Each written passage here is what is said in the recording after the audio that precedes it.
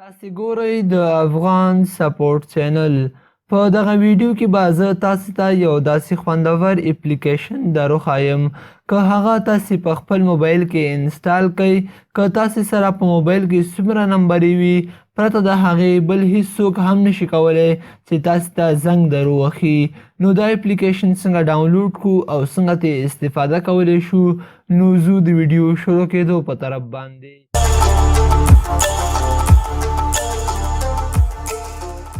لومړی چې دی تاسې به دغه اپلیکیشن ډاونلوډ کړئ. دغه اپلیکیشن به زه تاسې ته د ویډیو په اخره کې وښیم چې دا تاسې څنګه د پلی سټور څخه ډاونلوډولی شئ. دا چې کله تاسې ډاونلوډ کړو دا به تاسې خلاص کړئ. کنټینیو، الاو دلته به تاسې دغه کال آن کړئ. بیا به تاسې په دغه ایرو نشان باندې کلیک وکړئ. انون نمبرز باندې به کلیک وکړئ.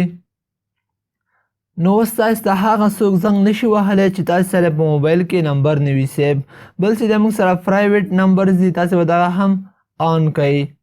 نو که تاسې غواړئ چې میسیجونه هم آف کړئ نو دغلته نه داسې په ډېرې اسانۍ سره آف کولی شئ. او که تاسې غواړئ چې 2 یا 3 نمبرې بند کړئ نو تاسې به په دغه پلس بټن باندې کلیک وکړئ. فرام کانټیکټس باندې به کلیک وکړئ. نو دلته نه چې تاسې غواړئ د هر چا نمبر بند کړئ هغه تاسې بندولی شئ. نو زه غواړم چې دغه نمبر بند کړمه. تاسې به په دغه ټیک باندې کلیک وکړئ. دغه نمبر والا اوس نشي کولی چې موږ ته کال وکړي. دا چې کله موږ ته کال کوي نو دستګاه والا به ورته وایي چې د دغه موبایل بند دی یا د ساحې څخه خارج شوی دی. نو که تاسې غواړئ چې بېرته دغه آن کړئ نو تاسې به په دغه باندې زور سره کلیک وکړئ. دغه به تاسې ډیلیټ کړئ دلته نه. یس، دغه اپلیکیشن په واسطه باندې تاسې کولی شئ چې په ډېرې اسانۍ سره د خلکو نمبرې بلاک کړئ. نو دغه اپلیکیشن به زه تاسې ته اوس وښیم چې دا تاسې څنګه د پلی سټور څخه ډاونلوډولی شئ.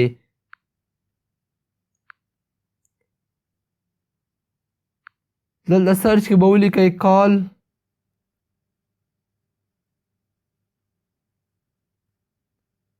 بلیک لیسټ.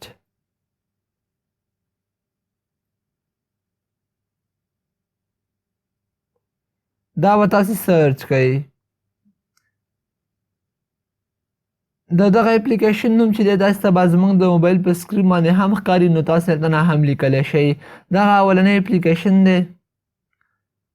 نو دلته نه تاسې په ډېره اسانۍ سره کولی شئ چې دغه اپلیکیشن ډاونلوډ کئ. د دغه اپلیکیشن لینک چې دی ما په ډسکرپشن کې هم پرېښی دی، تاسې هلته نه هم ډاونلوډولی شئ. نو که دغه ویډیو مو خوښه شوي وي درسره یې لایک کئ، ضروري د خپلو ملګرو سره شیر کئ او که څه غوښتنه لرئ نو ما ته یې ضرور په کمنټ کې پرېږدئ.